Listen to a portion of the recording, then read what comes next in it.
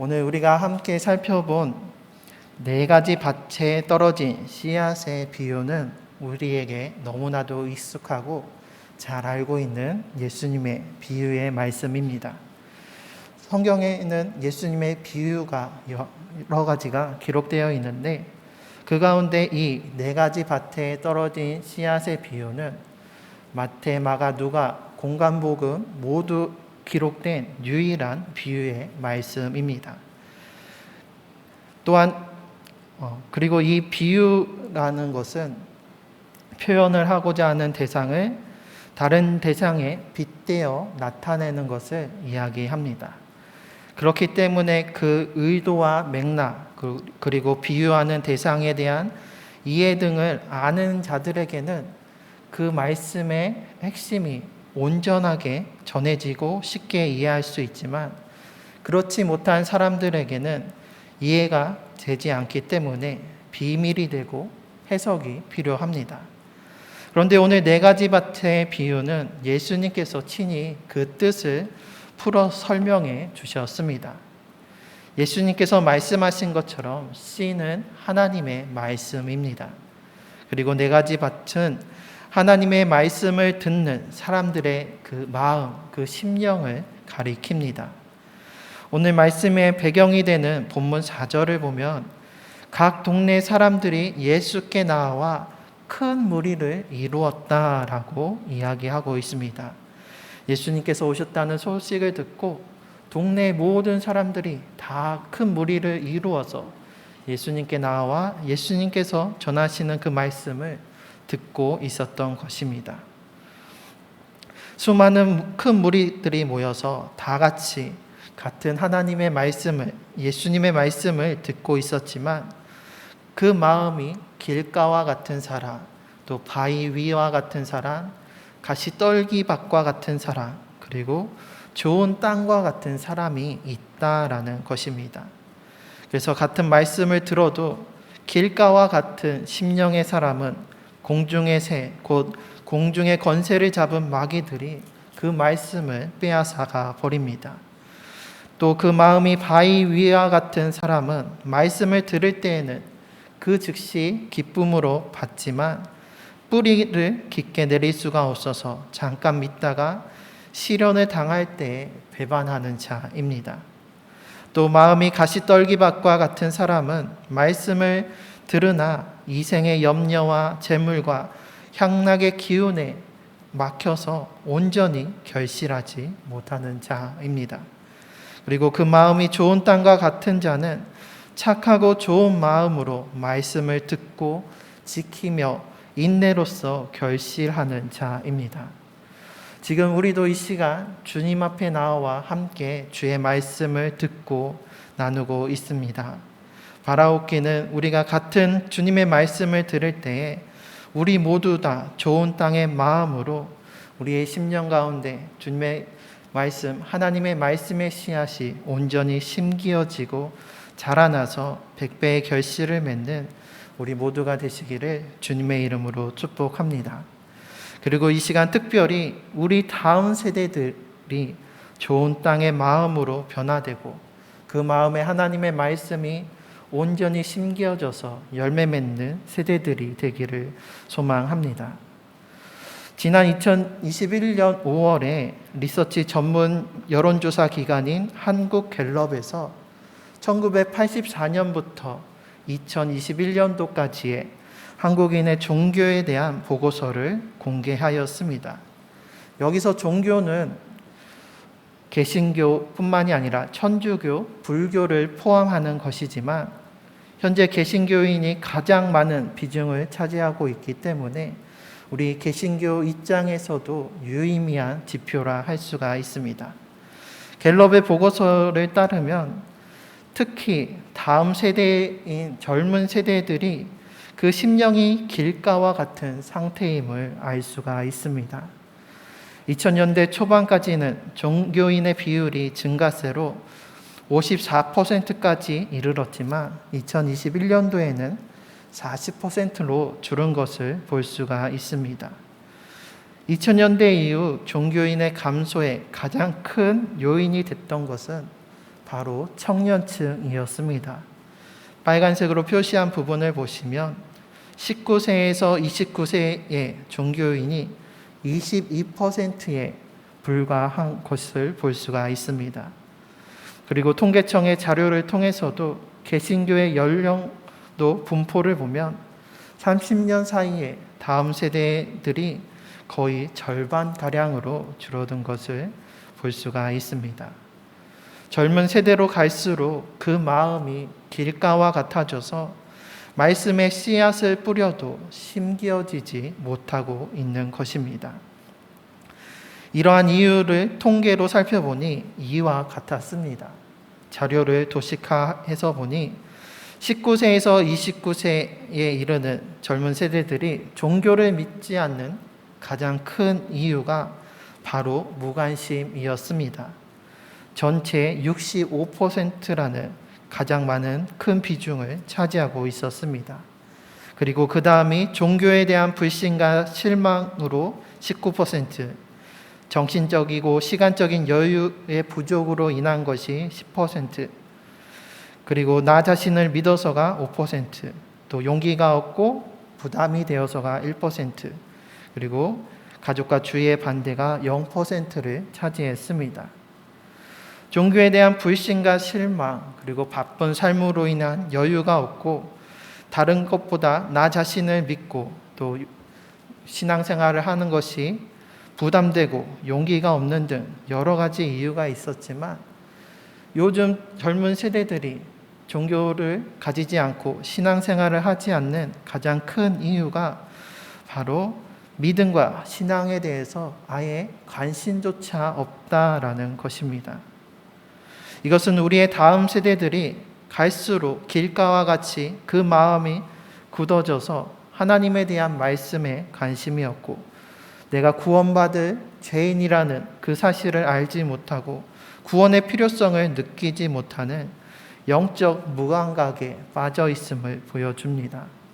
내가 왜 하나님을 믿어야 하는지, 내가 왜 구원을 받아야 하는지 전혀 관심이 없고 그 이유를 알지 못한 채 마음을 닫고 살아가며 깨어있지 못하고 잠자는 자와 같은 그러한 심령의 상태 속에 우리 젊은 세대들이, 다음 세대들이 머물러 있다라는 것입니다.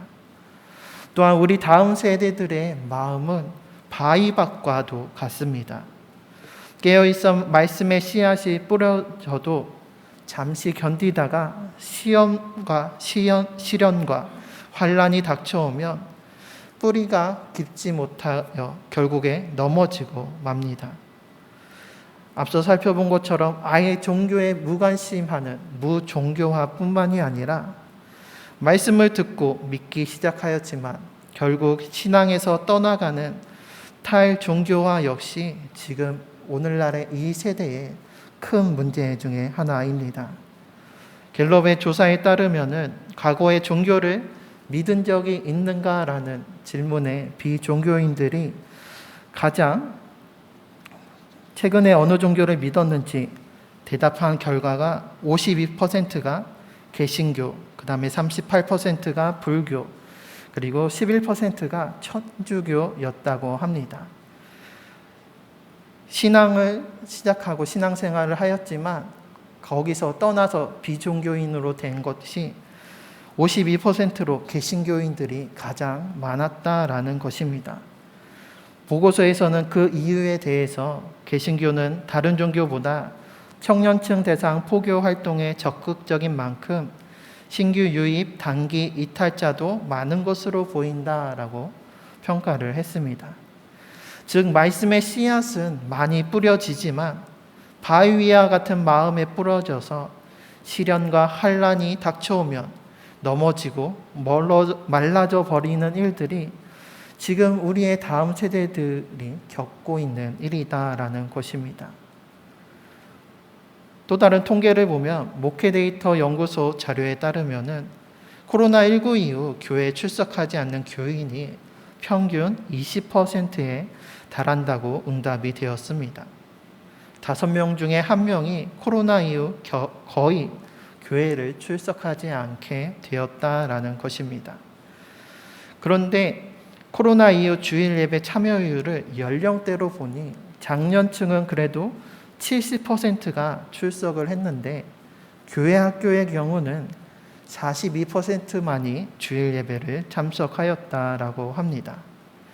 코로나19라는 전대미문의 위기와 시련 앞에 그 믿음의 뿌리가 깊이 내리지 못한 성도들이 넘어지고, 특히 그 영향이 이제 믿음의 뿌리를 간 내리고 어린아이의 믿음에서 장성한 분량의 믿음으로 자라야 할 다음 세대에게 더 크게 영향을 미치고 있는 것입니다.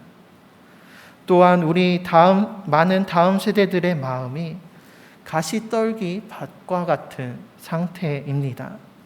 어려서부터 부모님을 따라 교회에 나와서 예배를 드리고 말씀을 듣고 배우며 믿음이 자라났지만, 자라날수록 이생의 염려와 또 재물과 향락의 기운에 막혀 그 믿음이 더 이상 자라나지 못하고 온전히 결실을 맺지 못하고 있는 것입니다. 우리 자녀들과 다음 세대들이 가장 많이 예배에 빠지고 또 교회에서 하나님으로부터 멀어지는 시기가 언제일까요? 바로 학생과 청년의 때입니다. 학생 때에는 학업과 진학이 우선순위가 되어 그 성적에 대한 염려로 인해서 예배에 빠지고, 또 청년의 때에는 이제 성인으로서 세상에 나아가면서 세상의 향락과 세상의 문화를 접하며 그것에 물들고, 또 사회생활과 경제생활을 시작하면서 하나님보다 재물을 우선하면서 부자 청년처럼 재물을 포기하지 못하고 예수님을 따르지 못하는, 그래서 점점 교회로부터 멀어지고 하나님으로부터 멀어지는 일들이 우리 다음 세대들, 학생, 청년들 가운데 많이 일어나는 것을 볼 수가 있습니다. 그러면 이처럼 길가와 같고 바위밭과 같고 또 가시떨기 밭과 같은 오늘날의 다음 세대들을 어떻게 해야 좋은 땅으로 만들어서 그 하나님의 말씀의 씨앗이 온전히 심겨지고 100배의 결실을 맺을 수 있도록 할 수 있을까요? 먼저 우리는 말씀으로 다음 세대들을 양육해야 합니다. 그래서 영적인 무관심과 무감각에 잠들어 있는 자녀들을 일깨워야 합니다. 제 가운데 거하며 사망의 길을 걷고 있음에도 영적인 무감각으로 인하여서 자신의 그러한 현실을 깨닫지 못하고 예수님을 알지 못한 채 살아가지 않도록 우리는 우리 자녀들을 말씀으로 깨우고 가르치며 양육해야 합니다. 하지만 사춘기 시절을 보내고 성인으로 자라면서 가시떨기와 같은 세상의 염려, 재물과 향락으로 인해 닫혀진 그 마음 문을 연다라는 것이, 또 바위 위와 같이 시련과 환난에 지친 그 마음을 위로하고 또 길가와 같이 굳어진 마음을 부드럽게 한다라는 것이 참으로 쉽지가 않습니다. 우리가 매주 또 매일 말씀을 전하고 가르쳐도 길가와 같이 튕겨나가기도 하고 또 바위 위나 가시떨기에 심겨져서 온전히 자라지 못하기도 합니다. 우리의 자녀들과 다음 세대들에게 말씀을 뿌리고 그것이 심기어져 자라게 한다라는 것이 오늘날 이 세대에 참으로 어려운 일입니다. 그래서 자녀를 양육하는 것을 농사에 빗대어 자식농사라고도 합니다. 농사를 짓는다라는 것이 사시사철 쉴 새 없이 돌봐야 하고 가꿔야 하는 힘든 일인 것처럼 자녀들을 양육한다는 것이 그만큼 쉽지 않다라는 것입니다. 또 아무리 농가밭을 잘 일구고 가꾸어도 홍수와 가뭄으로 또 흉년이 들 수 있는 것처럼 아무리 노력해도 내 마음대로 내 뜻대로 되지 않는 것 같아서 우리는 자녀를 기르는 것을 자식 농사 짓는다라고도 이야기를 합니다. 이때 우리는 고린도전서 3장 말씀을 기억하길 바랍니다. 나는 심었고 아볼로는 물을 주었으되 오직 하나님께서 자라나게 하셨나니 그런즉 심는 이나 물 주는 이는 아무것도 아니로되 오직 자라게 하시는 이는 하나님 뿐이십니다. 우리가 자녀들과 다음 세대들에게 말씀의 씨앗을 전하여 심고 물을 주어도 자라게 하시는 이는 오직 하나님 뿐이십니다. 우리가 아무리 심고 물을 주어도 하나님께서 때에 따라 햇빛과 이른 비와 늦은 비의 단비를 내려주시 않는다면 우리의 수고는 헛될 뿐이기 때문입니다. 그러므로 우리는 무엇보다도 먼저 자라게 하시는 하나님의 은혜와 도우심을 간구해야 합니다.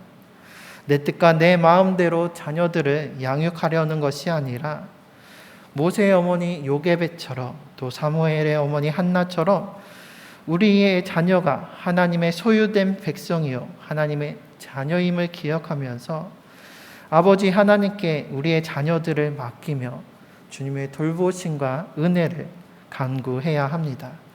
그래서 이를 위해서 우리 교회가 하나 되어서 다음 세대들을 위해 중보기도 하고 있고, 또 이번 주부터는 교회 학교에서 자녀를 세우기 위한 52일 기도 챌린지를 시작하였습니다. 매일 전하여지는 기도문 가운데 우리 자녀들의 이름을 넣고 기도하면서 우리 자녀들을 향한 또 내게 자녀를 맡겨주신 그 하나님의 그 뜻과 하나님의 은혜를 구하시길 바랍니다. 그리고 홀로 기도하시기보다는 자녀들의 손을 잡고 또 자녀들을 품에 안고 자녀들과 함께 기도해 보시기를 바랍니다. 물론 자녀들이 나쁘끄러워하고 자리를 피할 수도 있겠지만 계속해서 시도하시면서 자녀들을 위해 기도하시고 또 그 기도의 모습을 우리 자녀들에게 보여주시길 바랍니다. 그러면서 그 시간을 통해서 함께 기도하고 또 부모와 자녀가 함께 마음을 나누고 또 삶을 나누는 그 귀한 시간으로 활용하시길 바랍니다. 그때에 우리의 기도가 축복의 통로가 되어서 하나님께서 우리 자녀들 속에 새 영을 부어주셔서 그 굳은 마음을 부드럽게 하여 주실 줄을 주님의 이름으로 축원합니다. 더불어 교회에서도 우리 자녀들이 마음문을 열고 복음의 말씀을 받고 심길 수 있도록 위에서 함께 기도하며 또 말씀으로 준비하고 우리 학생들과 또 청년들과 함께 주의 은혜를 나누도록 노력하겠습니다. 지금 방학을 맞아서 다음 세대들을 위해 신방을 하고 또 교제하면서 삶을 나누고 또 무엇이든 물어보세요라는 시간을 통해서 학생들과 청년들의 신앙적인 질문과 고민들을 나누고 있습니다. 또 2월 셋째 주에는 학생 청년부 연합으로 겨울 캠프를 준비 중에 있습니다. 이 모든 일들 가운데 주님께서 함께 하셔서 우리 친구들의 마음이 성령 하나님의 임재로 부드러워지고 또 새롭게 하시는 은혜로 말미암아 그 마음의 돌들이 다 갈아엎어지고 성령의 불길로 가시 떨기들이 모두 태워져서 우리 학생들, 청년들, 우리 다음 젊은 세대들이 좋은 땅으로 거듭나서 온전히 하나님의 말씀이 심기어지고 자라나게 하시는 하나님의 은혜로 100배의 결실을 맺는 우리 다음 세대들이 되기를 축복합니다. 이를 위해서 우리 교회와 또 가정이 함께 우리 자녀와 다음 세대들을 위해 동역해야 합니다. 학생들이 그 믿음과 그 신앙에 있어서 가장 영향을 받는 사람이 누구일까요? 그것은 교사도 목회자도 아닌 바로 부모님이었습니다. 한 조사에 따르면 이전에 자녀의 학생의 신앙에 영향을 가장 많이 끼치는 사람이 어머니 그리고 목회자 그 다음이 아버지였었습니다. 그런데 최근에 조사에 의하면 어머니, 아버지 그리고 목회자 순으로 바뀌었습니다. 코로나로 인해서 가정 예배와 가정 공동체가 중요해지면서 목회자보다 어머니와 아버지가 학생들의 신앙에 더 큰 영향을 끼친다라는 것입니다. 어려서부터 가장 친밀하고 또 가장 먼저 보고 닮아가는 사람이 바로 부모님이고, 또 가장 하나님의 사랑에 근접한 사랑이 바로 부모님의 사랑입니다.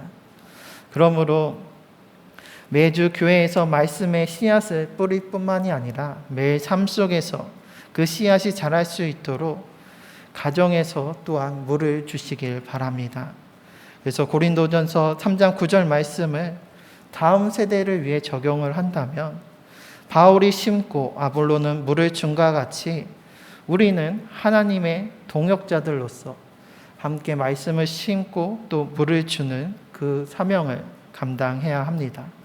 그래서 하나님의 밭인 다음 세대들을 좋은 밭으로 일구고 가꾸어야 하는 것이 다음 세대들을 위해 우리에게 주신 주님의 사명임을 우리가 기억하면서 다음 세대들을 위해서 우리 교회와 또 가정이 함께 연합하고 합력하여서 동역할 수 있기를 소망합니다.